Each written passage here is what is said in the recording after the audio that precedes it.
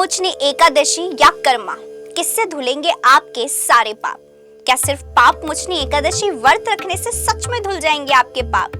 कर्मों का फल या व्रत, कौन किस पे है भारी? बड़े बुजुर्ग अक्सर हमें कर्मों के परिणाम का भय दिखाकर अच्छे कर्म करने के लिए प्रेरित करते हैं। वेदों में भी कर्मों के सिद्धांत पर बात की गई है और कहा गया है कि आपको आपके कर्मों का फल देर सवेर जरूर मिलता है। अगर आपने अच्छे कर्म किए हैं तो आपको अच्छा परिणाम मिलेगा, लेकिन अगर आपने बुरा किया है तो आपको बुरा परिणाम मिलेगा।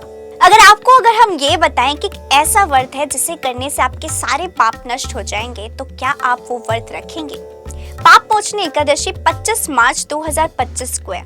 इस उपवास के करने से ब्रह्म हत्या, स्वर्ण की चोरी, मदपान, भोग विलास आदि भयंकर पाप भी नष्ट हो जाते हैं और मृत्यु के बाद व्यक्ति को स्वर्ग लोक की प्राप्ति होती है। यहाँ तक कि पाप मोचनी एकादशी व्रत क्यों योनि में मिले जन्म से भी छुटकारा दिलाता है, पूर्वजों को मोक्ष मिलता है।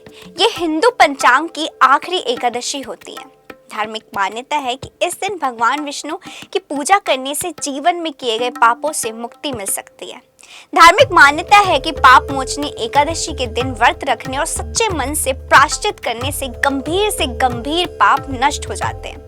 पौराणिक मान्यता है कि पाप मोचनी एकादशी के दिन भगवान विष्णु ने दानव पाप का विनाश किया था, जिससे उनके अनुयायी पापों के भार से मुक्त हो सके। पद्म पुराण के अनुसार राजा मंदाता अपने पापों के कारण बहुत दुखी थे और उन्हें ऋषि वशिष्ठ ने पाप मोचनी एकादशी का व्रत रखने की सलाह दी थी। इस व्रत के प्रभाव से राजा के सभी पाप समाप्त हो गए और उनका राज्य पुण्य स्थापित हो गया।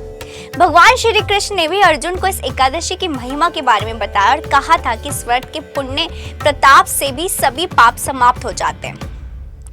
कई बार ऐसा देखा गया है कि अच्छे लोग कितना भी पुण्य कर लें, उनका कष्ट खत्म ही नहीं होता। ऐसे इसलिए होता है क्योंकि शायद आप अपने पिछले कई जन्मों का जमा पाप भुगत रहे होते हैं। आप जितना कष्ट भोगते हैं, आपका पाप उतनी ही तेजी से नष्ट हो रहा होता है।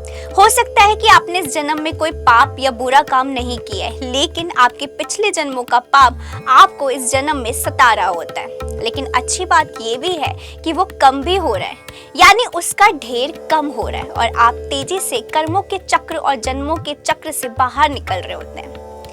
एक बार एक बूढ़े व्यक्ति को बहुत कष्ट भोगना पड़ा था। वो बूढ़ा एक सज्जन व्यक्ति था और भगवान का बहुत बड़ा भक्त था। उसने अपना पूरा जीवन लोक कल्याण और भगवान की भक्ति में लगा दी थी, लेकिन फिर भी उसे उस बुढ़ापे में इतना कष्ट था। भगवान को वो बूढ़ा व्यक्ति उसके कर्मों के कारण अत्यंत ही प्रिय था, इसलिए उन्होंने उस व्यक्ति के सभी पाप कर्मों को खत्म करने का फैसला किया ताकि वो मोक्ष पा सके। उन्होंने उसके कर्मों के चक्र को तेज कर दिया और उसे इतने कष्ट और बीमारियां दे दी कि वो अपने सभी पाप को इसी जन्म में भोग ले, ताकि अगले जन्म में भोगने के लिए कुछ बचे ही ना। वो बूढ़ा असहनीय कष्ट में चला गया, लेकिन तब भी उसने भगवान की भक्ति नहीं छोड़ी। भगवान भी अपने प्रिय भक्त को कष्ट में कैसे छोड़ सकते थे, इसलिए उन्होंने स्वयं रूप बदलकर उसकी सेवा की। भगवान सिर्फ सेवा कर सकते थे, लेकिन कष्ट तो उस व्यक्ति को ही भोगना था। जब वो अंतिम समय में पहुंचा तो उसके सारे पाप नष्ट हो चुके थे और वो जन्मों के बंधन से मुक्त होने के लिए तैयार था। लेकिन उसने दास के रूप में काम कर रहे अपने प्रभु को पहचान लिया और अब वो चाहता था कि उसके कष्ट कभी समाप्त ही ना हो, ताकि वो हमेशा अपने प्रभु के साथ रह सके।